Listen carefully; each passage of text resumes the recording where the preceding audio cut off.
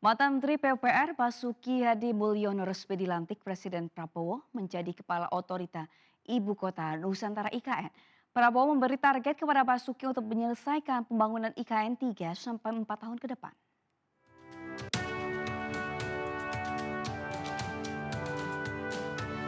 Pelantikan Basuki Hadi Mulyono dilakukan di Istana Negara Jakarta dengan diawali pembacaan keputusan Presiden 151P 2024 tentang pengangkatan Kepala Otorita IKN. Kemudian dilanjutkan dengan pembacaan sumpah oleh Presiden Prabowo yang diikuti Basuki serta para tokoh yang dilantik.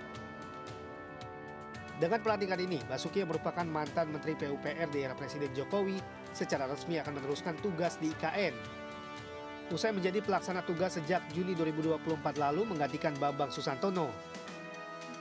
Kini telah resmi menjabat Kepala Otorita IKN, Basuki akan tancap gas. Pria yang akrab disapa Pak Bas ini mengungkapkan dirinya mendapat titah dari Presiden untuk mempercepat pembangunan IKN dan menyelesaikan dalam 3 hingga 4 tahun ke depan. Oh enggak, justru beliau minta supaya selesai 3-4 tahun kan. Yudikatif dan termasuk ekosistemnya, prasarana dasarnya lainnya, huniannya, perkantorannya, perkantoran kementerian, semua harus disiapkan. Kalau untuk ekosistem KIPP insya Allah sudah, karena kan tinggal yudikatif dan legislatif, sehingga 3 kamar, eksekutif, yudikatif, legislatif, plus huniannya harus sudah siap. Sehingga tahun 2028 beliau ingin mendeklar pindah semua ke sana. Berdasarkan Undang-Undang Nomor 3 Tahun 2022 tentang Ibu Kota Negara disebutkan, Otorita IKN merupakan lembaga setara kementerian. Sehingga kepala lembaga yang diangkat juga setara dengan menteri.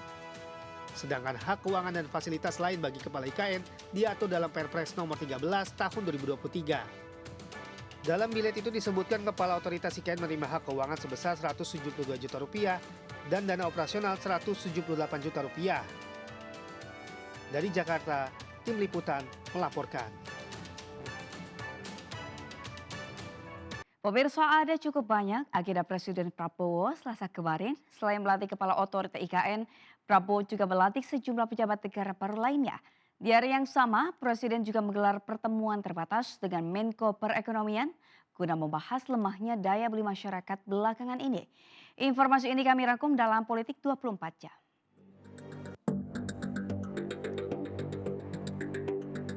Presiden Prabowo Subianto resmi melantik sejumlah pejabat negara baru, mulai dari anggota Komisi Pemilihan Umum RI, Kepala Otorita IKN, Wakil Ketua dan anggota Dewan Ekonomi Nasional, hingga anggota Komisi Kepolisian Nasional siang kemarin di Istana Negara, Jakarta.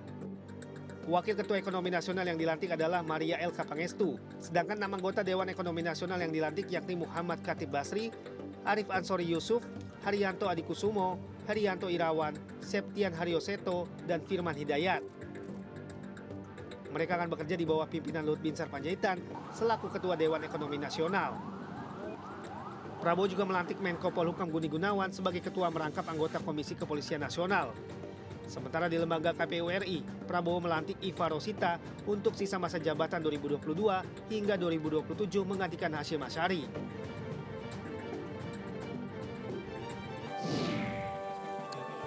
Menteri Koordinator Bidang Infrastruktur dan Pembangunan Kewilayahan Agus Harimurti Yudhoyono bersama Menteri Pekerjaan Umum dan Dodi Hanggodo meninjau proyek National Capital Integrated Coastal Development atau Tanggul Laut di Jakarta Utara.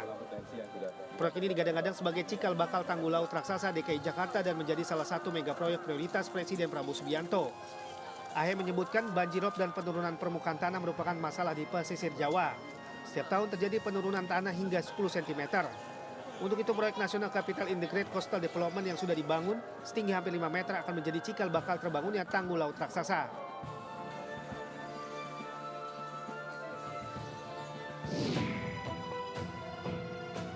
Kemarin Presiden RI Prabowo Subianto juga melakukan rapat terbatas dengan Menteri Koordinator Bidang Perekonomian Airlangga Hartarto dan Ketua Dewan Ekonomi Nasional Luhut Panjaitan di Istana Kepresidenan Jakarta. Erlangga mengungkapkan ada beberapa pembahasan yang dikaji, salah satunya terkait menurunnya konsumsi atau daya beli masyarakat kelas menengah. Erlangga menyebut penurunan konsumsi belanja yang selama ini menjadi motor penggerak ekonomi sejak beberapa periode terakhir.